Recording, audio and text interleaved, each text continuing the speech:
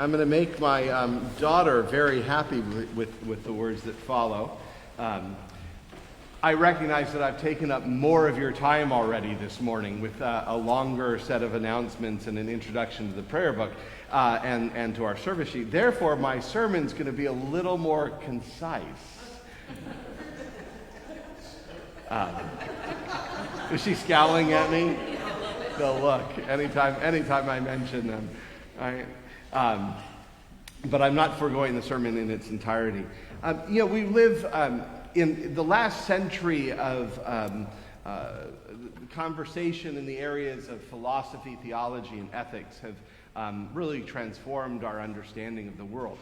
We've come to appreciate very profoundly that we can only know in part.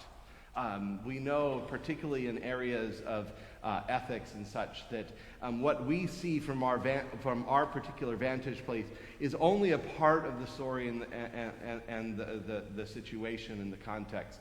And what you see is equally important to the conversation, but also always incomplete. The consequence of this great kind of deconstruction that we've gone through is an awareness that, particularly in the space of ethics, that ethics are always situational. What is right in this moment may not be exactly right in a different situation. It is the classic story of Les Miserables, right, in which one is questioning, is it ever ethical to steal a loaf of bread?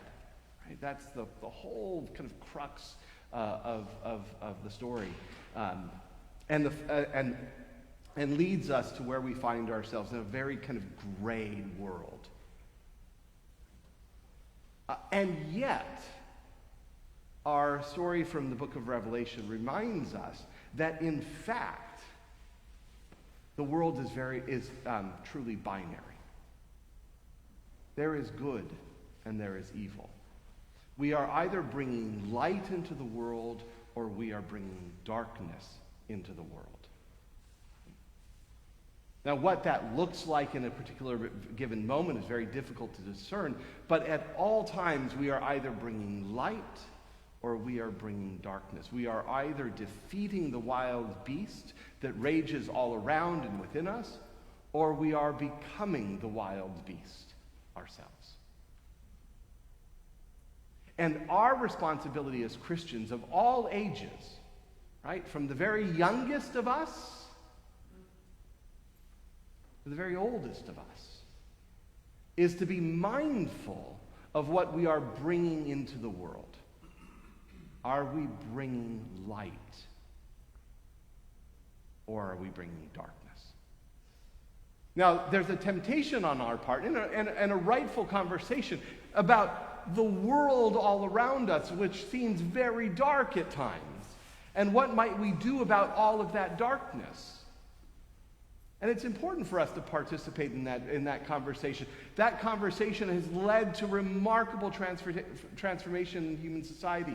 The civil rights movement was all about the global question about light and dark, and look what it brought to our world, an awareness that we could be purveyors of light to all people.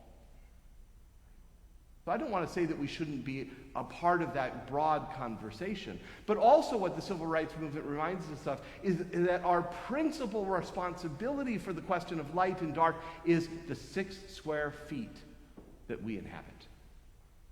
If you want to change the world, do not become a sun which you cannot be. Do not become a moon which you cannot be. Become a light in your place.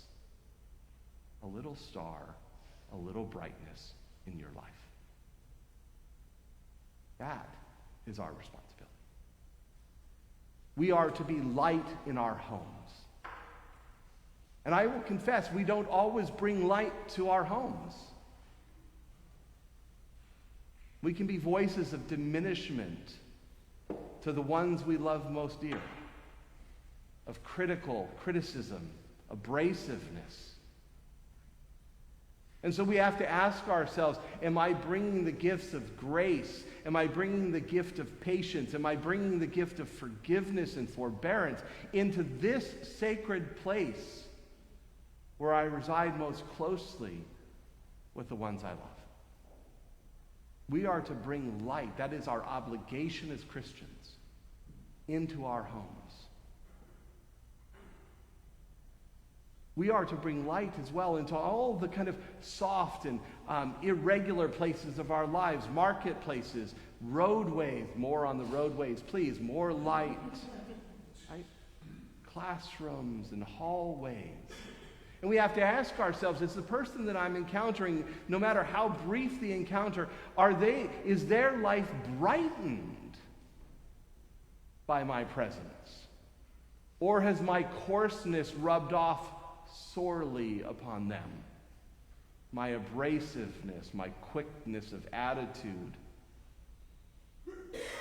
Am I bringing light to this passing moment? For those who have a workplace, now let me emphasize, for those who have a workplace, whether you are working for the man or perhaps you are overseeing those who work for you, you have to ask yourself, am I bringing light to that place as well? To consider that the place you spend the most hours of your waking, the most waking hours of your day, are you bringing light to those people that surround you in that place?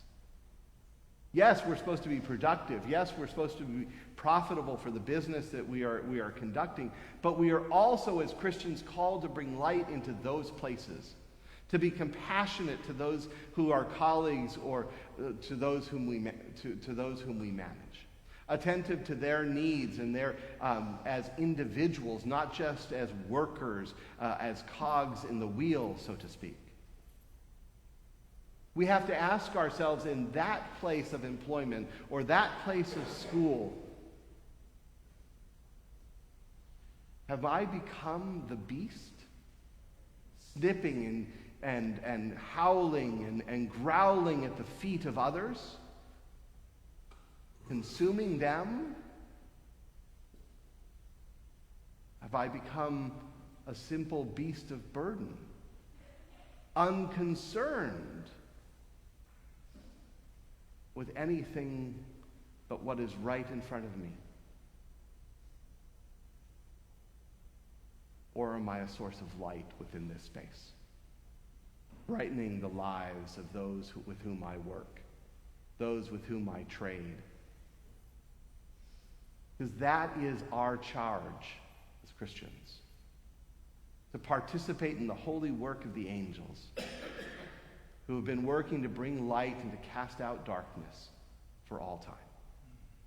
May we bring light. Amen.